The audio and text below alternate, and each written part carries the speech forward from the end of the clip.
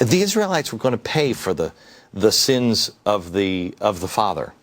And I thought to myself, well, that doesn't usually, you don't pay for the sins of the father. But yes, if you haven't raised them right.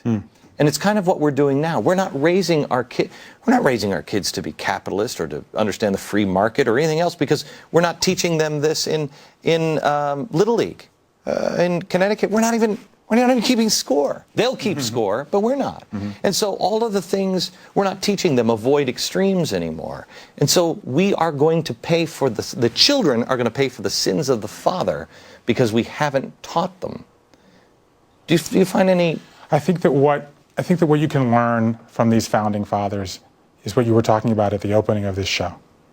You got a situation that's unpleasant, okay? Prepare yourself, prepare your character, do your homework, and then be an educated fighter.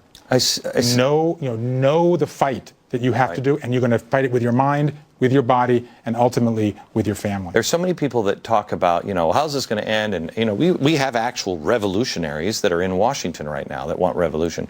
I don't want revolution. And I think all of this stuff fixes itself if you restore the truth. If you dare to read, think, speak, and write. But you've restored the truth of question with boldness, fight the good fight, avoid extremes, honesty is the best policy. When you know who we are, where we came from, and you learn all that, it really kind of all solves itself, doesn't it? The Bible, I think, has a great lesson here. Okay, why was Moses so important? Because like the Israelites in the desert, we had this great revolution. Moses led them across the Red Sea, at which point what happened? Chaos ensued. At which point, what did they do? They brought down the Ten Commandments. And that is the first moral code. And why these people liked Moses so much is he said, you can't just have to have freedom, you also have to have responsibility. And it's the two things in tension with each other. So that's why Moses he was the first revolutionary, and it was a revolution not just of action, but also of character. Okay, back in just a second.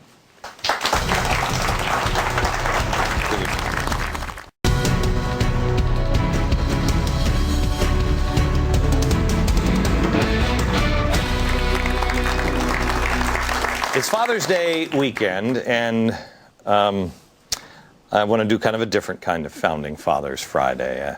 One where we see what we can learn from them, what traits can we pull from them, what lessons have they left us.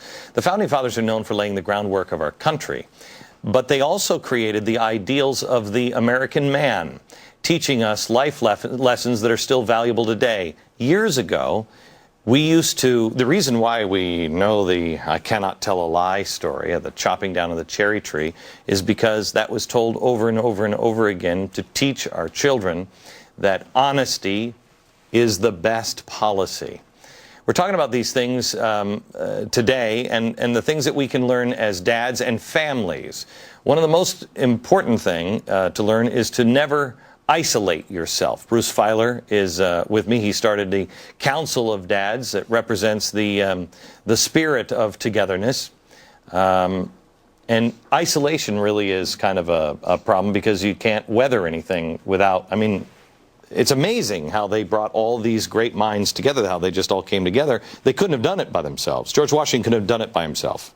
And I think that's a great point about the Founding Fathers is it wasn't just one. It wasn't just a king that we replaced one despot with another. We created this idea in the Founding Fathers that you need a team of people. And that's what happened to me. I was in a difficult situation and I reached out to 6 friends and I said, I want you to form this Council of Dads for my daughters, to be father figures for them through their lives. And so one of the key moments in the whole process, we see my daughters there with one of the men in the council, was saying to each of these men, I want you to play a different role. So you be values dad, okay? And you be nature dad, and you be dream dad, and you... Okay, hang on, just so people understand, this is because Bruce had cancer. Yeah.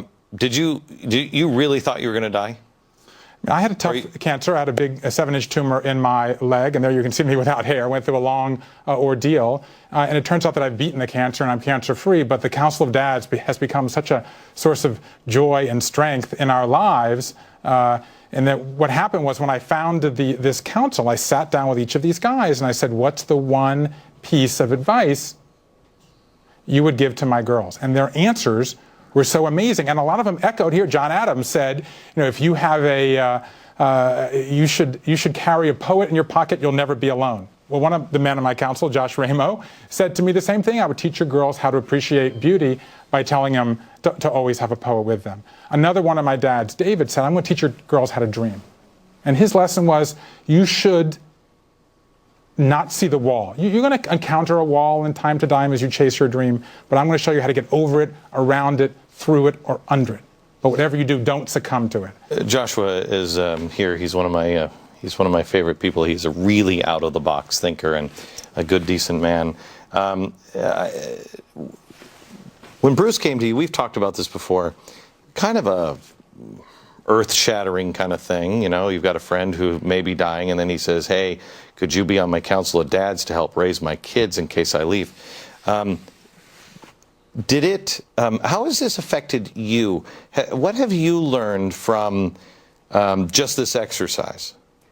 Glenn, it's sort of the fundamental test of who you are as a man, who you are as a human being, when a friend asks something of you that's so deep and profound. And I think what I've learned more than anything is just the transcendent value of true friendship. That we have these friendships that sort of go along and they're not tested, they're not stressed by extreme situations. And you see when you end up in these most extreme situations, like this awful one that Bruce was facing, that friendship is a tether, not simply to carry the person who's suffering through, but to inspire everybody around. It was an extraordinary experience for me. I thought really this was something for Bruce and for the girls, but at the end of the day, it was transformative for me. Being a better friend is always something that makes you a better person.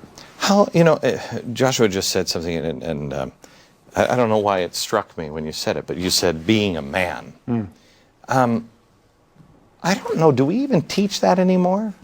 As a society, do we even teach what it is to be a man? I think of Washington an awful lot when you think of that, because he was always concerned about setting the example. He was always concerned about not dishonoring himself.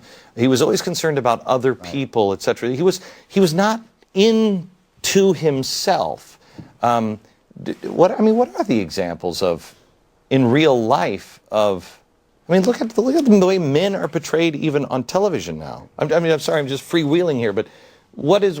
You don't see anything. It's Homer Simpson. It's interesting, as I've been out talking now about the Council of Dads, that men are interested in this book because it's about men, but women are spectacularly interested because they don't believe that there is this thing as male friendship. Like, what do you guys talk about behind the locker room door or when you're out there fishing? And I think that what I have found is there's incredible power of sitting down with your friends and telling them what they mean to you. We don't really do that anymore. And I think that what I have found is to have this group of men in my life, it actually almost is like it's coaching me along, which is ultimately why I decided to put this into a book, was to gather their wisdom into one place, because we feel alone as parents a lot. And this is sort of like almost like parenting as team sport, and this idea that I can have this in my back pocket when I'm asked a question by my kids. See, I have to tell you, I don't know what guys talk about behind the locker room doors. What is it? What? Let's see what Josh has. Joshua, how uncomfortable was it, or if at all, for guys, for a group of guys to get together, if it wasn't in a cancer situation, to be able to sit down and say, I want to share some feelings with you. It's not uncomfortable at all. This is one of the things you discover is you don't really need that cancer situation. This is something anybody and everybody should do. When Bruce wanted to spend some time with me, really kind of talking about the lesson, what I decided we should do is go to the wilderness of New Mexico, which is really where I grew up. And we went camping for a couple of days. And the first day, we didn't say a word. We just spent time under the stars with the pine trees out in front of a campfire. And what you're really doing in a situation like that is toughening this steel in your soul that is what marks you as a man when you're faced with great challenges. And I think it's something we all have in us. It's just a matter of creating a context in which it can come to life. And the remarkable thing about the Council of Dads as a book is it shows you what that does to somebody no matter what situation that they're in. It's an incredible gift, really. Okay, back in just a second.